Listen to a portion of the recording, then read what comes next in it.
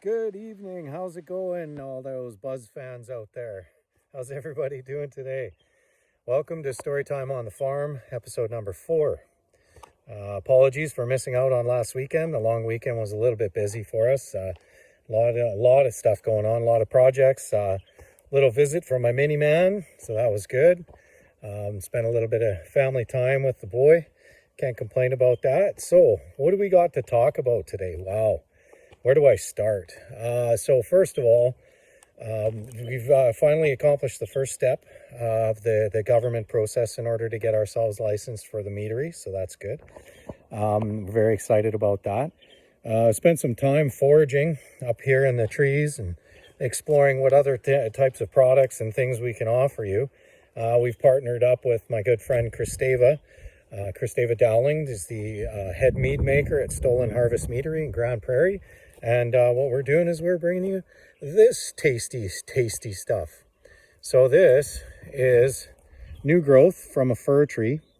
These delicious little needles here, very high in vitamin C and a lot of electrolytes. We're mixing them up with some salt, and we're bringing you a couple different types of fir tree salts. Now, what do you use that for? You put it on steak, you put it on roast, put it on fish. We put it on a salad the other day. That was absolutely awesome. It's very good for you. It's very tasty.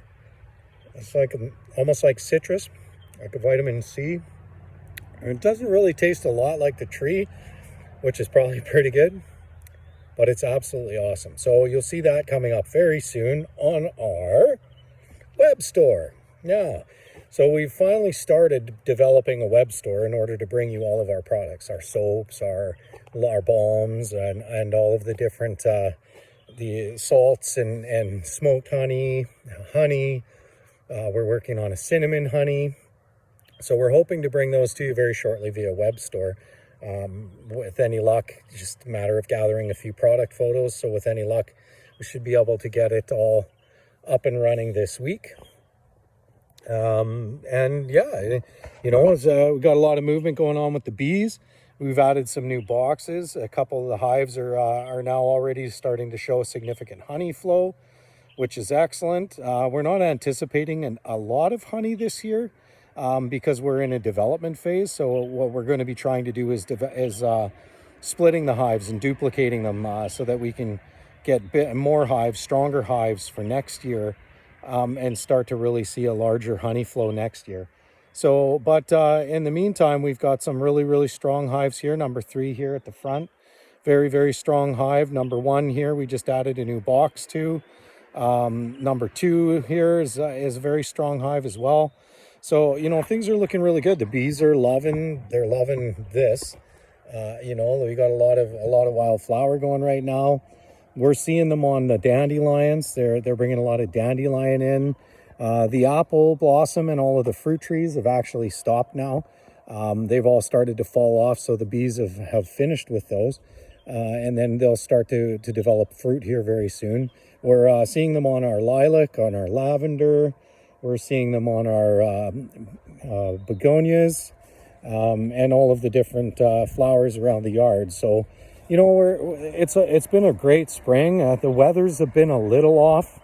It's been a little wacky. So we've had a couple of really good thunderstorms, a lot of really heavy rain, a lot of overcast days, and of course the European honeybee. She's a picky bee. She doesn't really like to fly too much in the bad weather, and that's all good. That's fine. But. Hopefully, we're going to get into some nice weather here pretty soon, and we'll start to see a lot more motion, a lot more movement on the bees. They're, building everything up, and things otherwise have been pretty great. We've spent some time with the Kamloops Jeep Club. Got to go out and do a couple runs with my best bud. That was pretty awesome. Some time up in the bush. I got to see some family finally. That COVID's starting to pair off a little bit. We've been able to, have some people out. When you've got this much room, it's kind of easy to do like a social distance visit, right? So it's been a little bit of fortune for sure.